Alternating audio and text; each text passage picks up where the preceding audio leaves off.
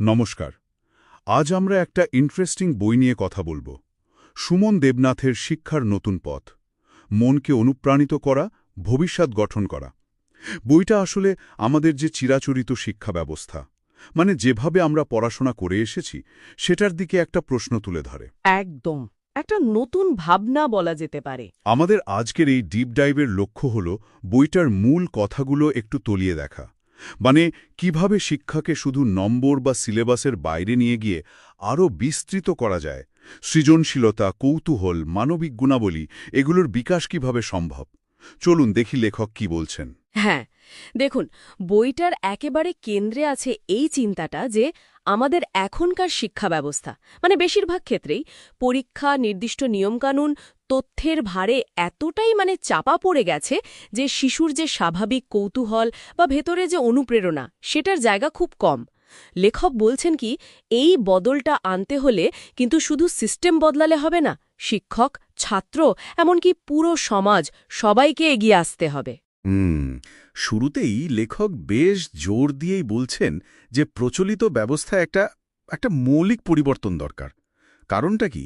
কারণ প্রায়শই দেখা যায় যে শুধু ভালো কর্মী তৈরি করা বা অর্থনৈতিক দিকটা দেখতে গিয়ে শিশুর যে নিজস্বতা, তার ভেতরের যে পোটেনশিয়াল বা সম্ভাবনা, হ্যাঁ সেটা কোথাও যেন হারিয়ে যাচ্ছে। এখানে খুব গুরুত্বপূর্ণ একটা পয়েন্ট আসছে। নির্দেশ বা ইনস্ট্রাকশন থেকে অনুপ্রেরণা বা ইন্সপিরেশনে যাওয়াটা কতটা জরুরি। দেখুন, নির্দেশনা কি হয়? ধরে নেওয়া হয় শিক্ষক বলবেন, ছাত্র শুনবে। শিক্ষকই সব জানেন।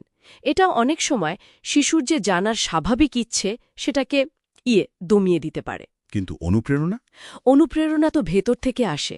শিশুর নিজের কৌতূহল, তার ভেতরের সম্ভাবনাকে আলতো করে জাগিয়ে তোলা, জোর করে নয়, স্বাভাবিকভাবে। তার মনে দাঁড়াচ্ছে শিক্ষকের ভূমিকাটাও এখানে বেশ বদলে যাচ্ছে। শুধু তথ্য দেওয়া নয়, বরং শেখার প্রতি একটা টান তৈরি করা, তাই তো? একদম।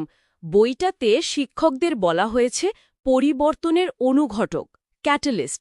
একজন ভালো শিক্ষক শুধু তথ্য দেন না, তিনি জানার আনন্দটা ধরিয়ে দেন। আচ্ছা। ফিনল্যান্ডের উদাহরণটা তো আমরা প্রায় শুনি, বইয়েও আছে। সেখানে দেখুন শিক্ষকদের কি পরিমাণ সম্মান আর স্বাধীনতা দেওয়া হয়। তারা শুধু সিলেবাস মেনে চলেন না, শিক্ষার্থীর প্রয়োজন বুঝে পড়াতে পারেন।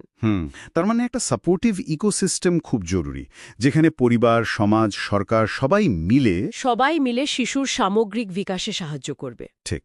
বইটাতে আরেকটা ইন্টারেস্টিং কনসেপ্ট আছে, বুদ্ধিমত্তার শর্তায়ন মুক্তকরণ, ডিকন্ডিশনিং ইন্টেলিজেন্স। এই বিষয়টা ঠিক কি, একটু যদি বুঝিয়ে বলেন। অবশ্যই।